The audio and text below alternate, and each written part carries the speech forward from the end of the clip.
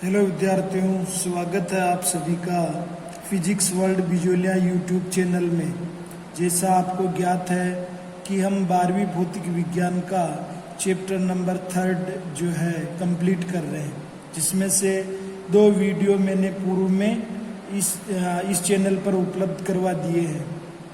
जिसमें से अपना जो है पहला वीडियो था विद्युत विभव और विद्युत विभवांतर, दोनों को पूरी तरीके से हमें समझना था, क्योंकि ये पार्ट के स्टार्टिंग पॉइंट थे और पूरा पार्ट जो है इन्हीं पर बेस्ड या आधारित है।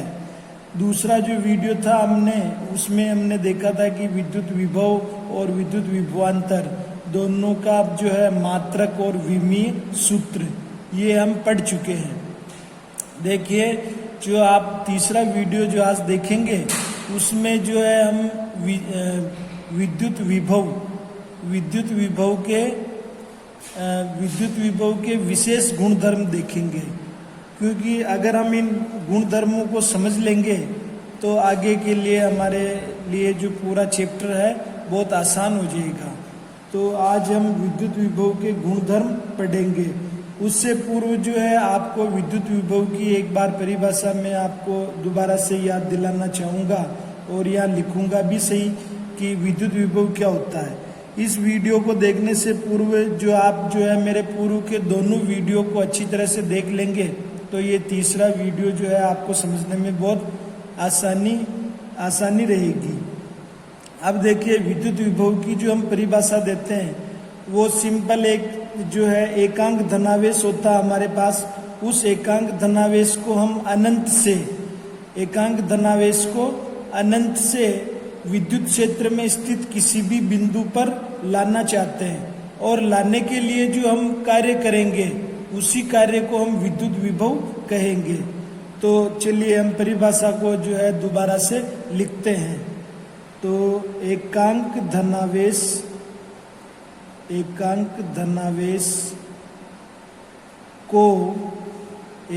धनावेश को अनंत से विद्युत क्षेत्र में स्थित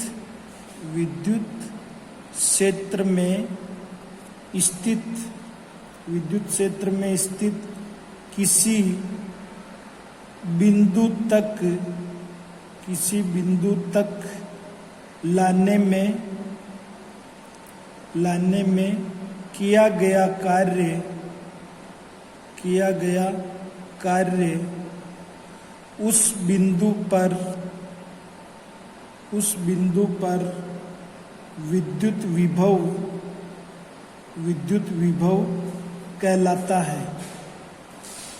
विभव कहलाता है।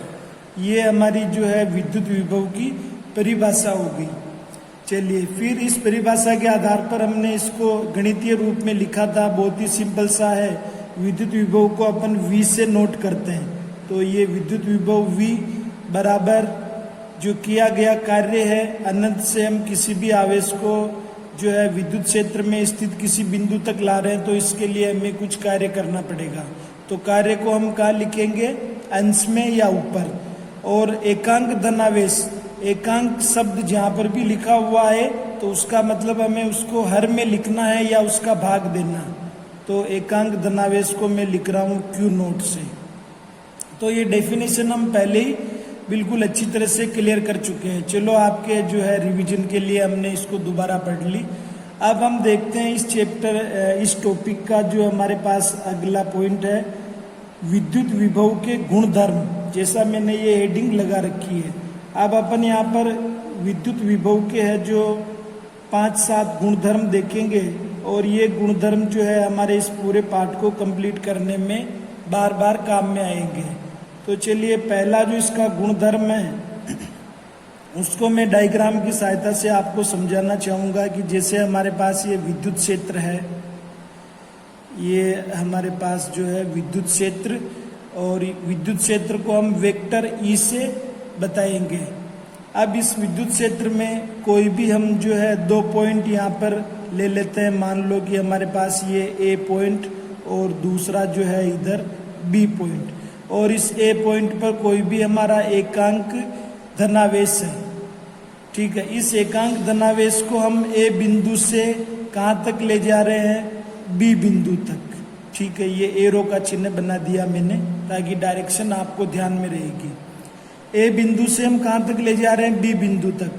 अब बी बिंदु से पुनः हम इस एकांक धनावेश को जो है वापस ए बिंदु पर ले जाएंगे। ए बिंदु तक हम वापस ले जा रहे हैं, तो यहाँ पर जो विभव का मान होगा वो विभव का मान 0 होगा। यानी किया गया कार्य जब 0 होगा तो विभव का मान अपने आप ही 0 होगा। तो हम इसको ऐसे लिख सकते हैं कि स्थिर विद्युत क्षेत्र में, क्योंकि यहाँ पर जितने भी आवेश है उनको हमने स्थिर कर रखा है। स्थिर विद्युत की पढ़ रहे हैं अपन, भौतिक विज्ञान की एक शाखा है स्थिर विद्युत की, तो उसको पढ़ रहे हैं। तो यहाँ पर जो आवेश है वो बिल्कुल अपनी जगह पे स्थिर रहेंगे। तो स्थिर विद्युत क्षेत्र जो है संरक्षित क्षेत्र होता है। तो ऐसी स्थिति में अगर आप किसी भी परीक्षण आवेश को एक बिंदु पर लाए और उस बिंदु से पुनः वापस प्रारंभिक स्थिति पर ले जाएंगे, तो जो है हमें विभव का मान या किया गया कार्य जो है वो बिल्कुल 0 प्राप्त होगा। चलिए, इस चीज को जो है मैं यहाँ पर लिख नहीं रहा हूँ, आपको समझा रहा हूँ, और फिर लिखा हुआ जो नोट्स है वो मैं आपको यहाँ दिखा दूंगा, तो आप वीडियो को पॉज करके उसको नोट कर लेना। चलिए, दूसरे गुणधर्म पर अपन चलते हैं। जो हमारे पास दूसरा गुणधर्म है वो भी काफी आसान सा है कि अगर हमारे पास कोई धनावेशित वस्तु है, कोई भी धनावेशित वस्तु है, तो उसका जो विभव होगा वो धनात्मक होगा। धनावेशित वस्तु का विभव धनात्मक, और इसका अपोजिट अगर अपन देखें कि ऋणावेशित वस्तु है और उसका विभव अगर हम निकालेंगे तो वो हमें कैसा मिलेगा, ऋणात्मक मिलेगा। तो ये एक सिंपल सा गुणधर्म है जो आपको आसानी से समझ में आ गया होगा। तीसरे गुणधर्म को अपन कंप्लीट करें तो उसको भी एक डायग्राम के थ्रू अपन समझ लेते हैं कि ये मैं एक विद्युत क्षेत्र बना रहा हूँ। इस प्रकार से एरो क्या है, डायरेक्शन बताएगा विद्युत क्षेत्र की, क्योंकि विद्युत क्षेत्र कौन सी राशि है, सदिश राशि है। तो मैग्नीट्यूड या परिमाण के साथ साथ हमें दिशा बताना भी बहुत जरूरी है। अब देखिए, यहाँ पर मान लो हमारा कोई भी जो है परीक्षण आवेश एकांक धनावेश है, और इस तरफ मैं ए बिंदु ले रहा हूँ और इसके जस्ट सामने जो है मैं ले रहा हूँ सी बिंदु, और बी बिंदु कहाँ पर ले रहा हूँ, जहाँ पे हमने परीक्षण आवेश को रखा है। अब देखिए, ये जो विद्युत क्षेत्र है वो धनावेश के लिए है। आवेश कौन सा है हमारा, धनावेश। और धनावेश से अपन समझते हैं कि भाई जो क्षेत्र रेखाएं होगी वो बाहर की ओर निकलेगी, जैसा आप डायग्राम में देख रहे हैं। अब अगर मैं आपसे पूछूं कि भाई ये जो हमारा परीक्षण आवेश है इसको हमने पॉजिटिव लिया है, धनात्मक लिया है, इसको हमने कैसा लिया है, धनात्मक लिया है, तो अब आप बताइए कि ये जो है किस दिशा में गति करेगा। बी बिंदु से ए की ओर जाएगा या जो है बी बिंदु से सी की ओर आएगा। इसके लिए थोड़ा सा जो है आपको क्या है, दिमाग लगाना पड़ेगा कि यहाँ पर उच्च विभव किस बिंदु की तरफ है और निम्न विभव किस बिंदु की तरफ है। अब देखिए, विद्युत क्षेत्र क्या करेगा, इस आवेश पर विद्युत बल आरोपित करेगा। विद्युत बल F बराबर QE। अब इसकी दिशा भी कैसे होगी, इसकी दिशा भी विद्युत क्षेत्र के अनुदिश होगी। तो ऐसी स्थिति में क्या होगा कि हमारा जो ये धनावेश है बी बिंदु से ए बिंदु की ओर जाएगा, यानी कि बी बिंदु से ए बिंदु की ओर। अब आप देखिए कि बी बिंदु पर विभव का मान उच्च है, कारण कि ये बिल्कुल जो हमारा आवेश है उसके नजदीक स्थित है, और हमारा ए बिंदु क्या है, उससे दूरी पर स्थित है। तो नजदीक स्थित होने से हम कोई भी आवेश को अगर अनंत से लाएंगे तो हमें ज्यादा काम करना पड़ेगा, क्योंकि यहाँ पर हमें प्रतिकर्षण बल महसूस होगा, क्योंकि यहाँ पर पॉजिटिव है, इधर आपने आवेश भी पॉजिटिव लिया, तो समान आवेश में प्रतिकर्षण बल कार्य करता है। तो ऐसी स्थिति में हमें ज्यादा काम करना पड़ता है, तो विभव का मान भी ज्यादा होगा। तो इस डायग्राम से हम एक चीज क्लियर कर चुके हैं कि अगर हमारे पास धनावेश है, धनावेशित कोई भी कण है, वो हमेशा क्या होगा, उच्च विभव से निम्न विभव की ओर गति करेगा। उच्च विभव से निम्न विभव की ओर गति करेगा। ये किसके लिए है? धनावेशित कण के लिए। अब आप इसका अपोजिट सोचिए कि मान लो हमारे पास ऋणावेशित कण है, ऋणावेशित कण है। ये परीक्षण आवेश हमने कैसा ले लिया? ऋणावेशित ले लिया। पॉजिटिव की जगह हम चलो नेगेटिव ले लेते हैं। अब आप यहाँ पर देखिए कि आवेश कौन सा लिया है अपन ने? धनात्मक। और परीक्षण आवेश कैसा लिया है? ऋणात्मक। तो यहाँ पर जो है आवेश हमें विपरीत प्रकार के मिल रहे हैं, एक ऋणात्मक दूसरा धनात्मक। तो दोनों के बीच कैसा जो है बल होगा? आकर्षण बल होगा। तो हम सिंपल इस डायग्राम से देख सकते हैं कि अगर हमारे पास ऋणावेशित कण है तो वो निम्न विभव से उच्च विभव की ओर गति करेगा।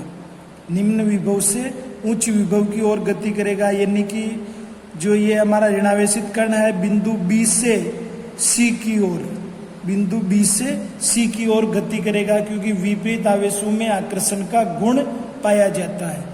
तो अब आपके ये क्लियर हो गया होगा ये गुणधर्म कि अगर हमारे पास धनावेशित कण है तो वो उच्च विभव से निम्न विभव की ओर गति करेगा, और ऋणावेशित कण है तो वो निम्न विभव से उच्च विभव की ओर गति करेगा।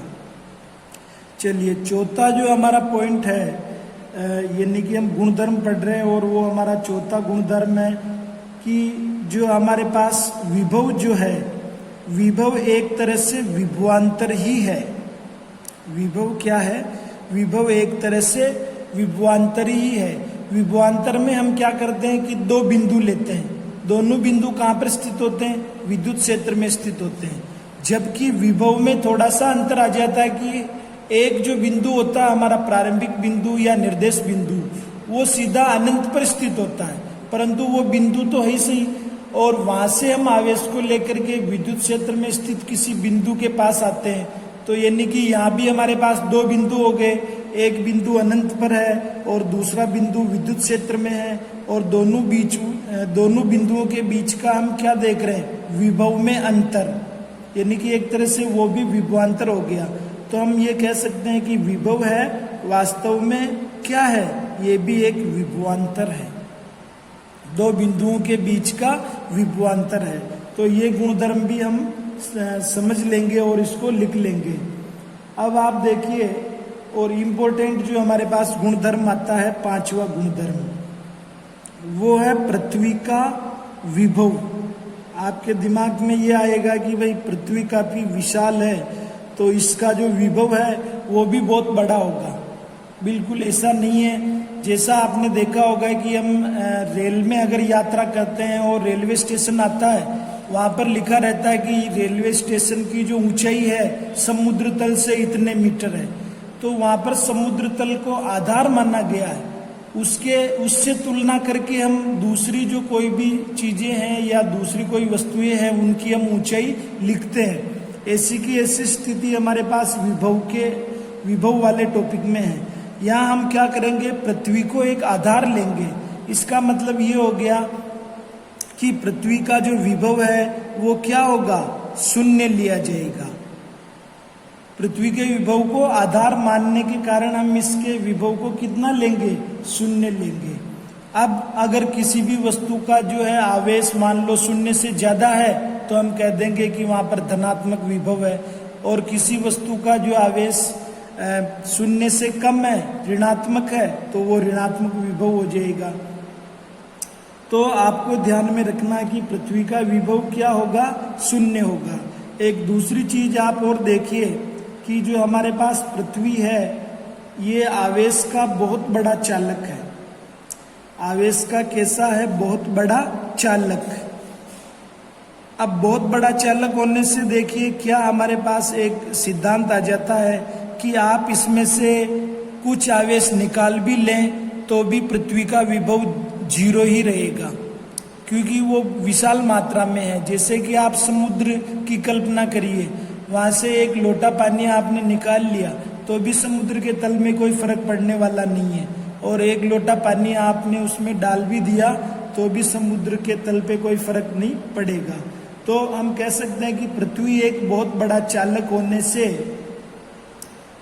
यदि पृथ्वी को हम थोड़ा आवेश दे भी दें या थोड़ा उससे आवेश ले भी लें तो पृथ्वी के आवेश पर कुछ भी फर्क नहीं पड़ेगा। अब ये दो चीजें सीखने के बाद में जो है ये मैं दो डायग्राम बना रहा हूं, इसको मैं आपको क्लियर करूंगा। चलिए हम जो है डायग्राम बनाते हैं। एक तो हमने चालक लिया है धनावेशित वाला, तो आप जानते हैं कि क्या होगा कि जितना भी आवेश हम देंगे चालक को वो सीधा उसकी सतह पे चला जाएगा। ठीक है, इस चालक को हमने यहाँ पर ये कुचालक स्टैंड की सहायता से जो है इस प्रकार से रखा हुआ है, ये कुचालक स्टैंड। अब इस चालक को हम क्या करते हैं, भूसंकर्पित, है ना, किसी भी चालक तार के द्वारा इसकी जो हम अर्थिंग कर देते हैं। ये अर्थिंग कर दी, किससे करी है, पृथ्वी से। और दूसरा डायग्राम भी मैं साथ के साथ बना देता हूं। यहाँ पर हम क्या रखेंगे, ऋणावेश। कोई भी चालक लेंगे तो उसको हम कौन सा आवेश देंगे, ऋणावेश देंगे। और इसको भी हम कुचालक स्टैंड पर इस प्रकार से रख देते हैं और इसको भी हम किसी चालक तार की सहायता से पृथ्वी से संपर्कित कर देते हैं। ये हमारे पास पृथ्वी। अब देखिए दोनों डायग्राम में आप समझ रहे होंगे कि एक चालक हमारे पास धनावेशित है, दूसरा चालक हमारे पास ऋणावेशित है। अभी हमने गुणधर्म देखा है कि भाई अगर कोई वस्तु जो है धनात्मक आवेश वाली है तो उसका विभव भी कैसा होगा, उसका विभव भी हमारे पास जो है पॉजिटिव होगा। तो ये विभव है कैसा, पॉजिटिव। ये ऋणात्मक वस्तु है तो इसका विभव आपको कैसा मिलेगा, नेगेटिव विभव। कंप्लीट। अब देखिए इसको जैसे ही आपने पृथ्वी से संकृपित किया, भूसंकृपित किया, तो क्या होगा, आप सोच रहे होंगे कि ये सभी जो हमारे पास धनावेशित है एक तरह से प्रोटॉन जो है वो स्थानांतरित होकर के पृथ्वी में समा जाएंगे और विभव का मान शून्य हो जाएगा। नहीं, पहला पार्ट याद करिए आपने। पहले पार्ट में हमने कहा था कि जो स्थानांतरण होगा वो केवल इलेक्ट्रॉनों का होगा, प्रोटॉनों का कभी भी स्थानांतरण नहीं होगा। तो ऐसी स्थिति में क्या होगा, पृथ्वी चालक है तो अब इस पृथ्वी से इलेक्ट्रॉन निकल करके इस चालक पर आ जाएंगे। जो गोलीय चालक आपने लिया है, पृथ्वी से इलेक्ट्रॉन निकल करके इस चालक पर आ जाएंगे और जितने भी आपको ये धनावेश दिख रहे हैं उनको क्या कर देंगे, एक तरह से जीरो कर देंगे। तो इलेक्ट्रॉन जो है पृथ्वी से निकल के इस चालक की सतह पे आ रहे हैं। कभी भी आप ऐसा मत करना कि भाई ये धनावेशित है इसको पृथ्वी के अंदर जो है आप भेज दो। अब एक चीज और पूछता हूं मैं आपसे कि अगर पृथ्वी से इलेक्ट्रॉन निकल के आ रहे हैं तो क्या पृथ्वी का जो है विभव या आवेश कम हो जाएगा? बिल्कुल नहीं होगा। अभी हमने इससे पूर्व बात करी है कि बहुत बड़ा चालक होने से इससे कुछ आवेश निकल जाए या कुछ आवेश इसमें आ जाए तो इसके जो है आवेश में कोई फर्क पड़ने वाला नहीं है। चलिए दूसरे डायग्राम जो है ये ए डायग्राम, ये दूसरा बी डायग्राम।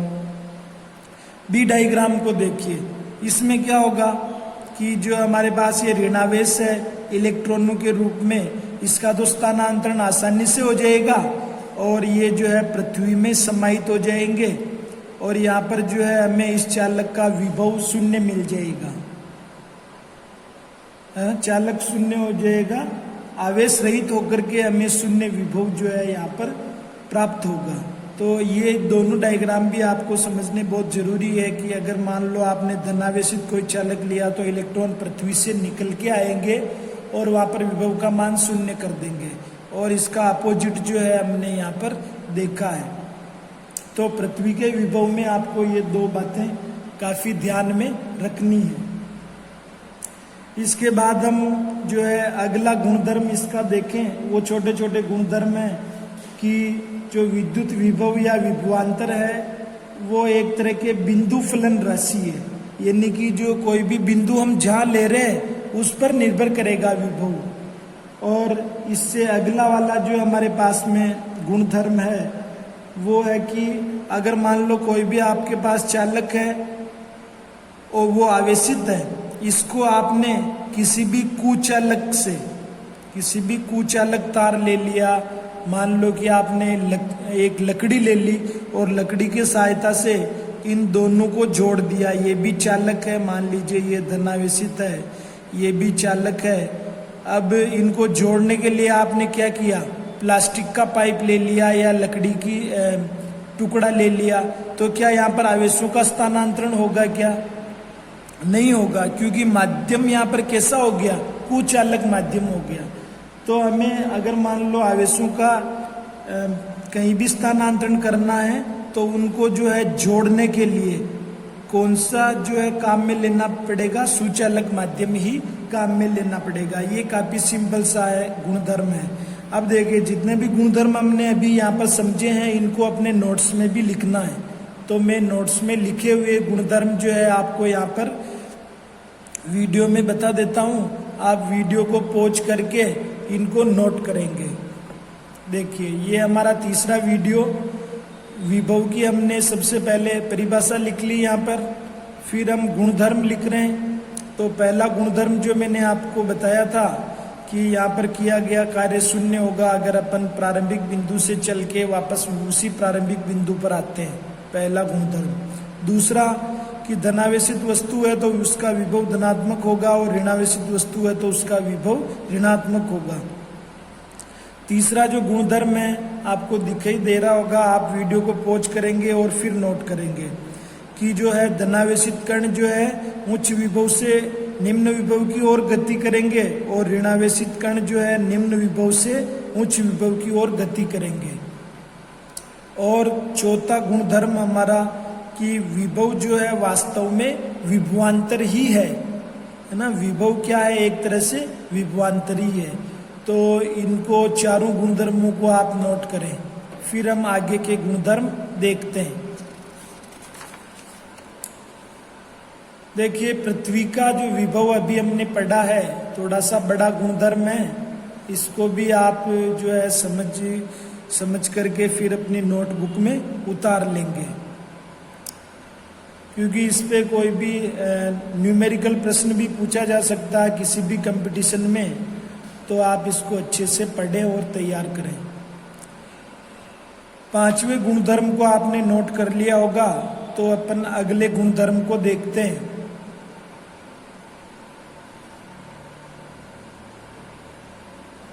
ये अपने आगे के गुणधर्म, और आठवां गुणधर्म में आपको पढ़ के बता देता हूं कि कोई भी चालक है उसका जो विभव है वो किन किन बातों पर निर्भर करता है। वो 4 बातों पर निर्भर करता है। पहला, चालक के आवेश पर, यानी कि चालक को आपने आवेश जो दिया है धनात्मक या ऋणात्मक उस पर निर्भर करेगा। चालक के आकार पर, यानी कि वो बड़े आकार का है या छोटे आकार का है उस पर भी विभव का मान निर्भर करेगा। अन्य चालकों की उपस्थिति पर, यानी आप चालक के पास में जो है दूसरे चालक भी रखते हैं तो उससे भी विभव के मान में अंतर आएगा। और चालक के चारों ओर के माध्यम पर, कि आप चालक को निर्वात में रखते हैं या किसी प्रकार का माध्यम ले रखा आपने, ईथर या अन्य कोई भी माध्यम होते हैं वो ले रखे हैं, तो उस पर भी विभव का मान निर्भर करेगा। इन सभी को अपन आगे डिटेल में पढ़ेंगे। आज के वीडियो में ये जो विशेष गुणधर्म है इनको आप तैयार करें। वीडियो देखने के लिए धन्यवाद।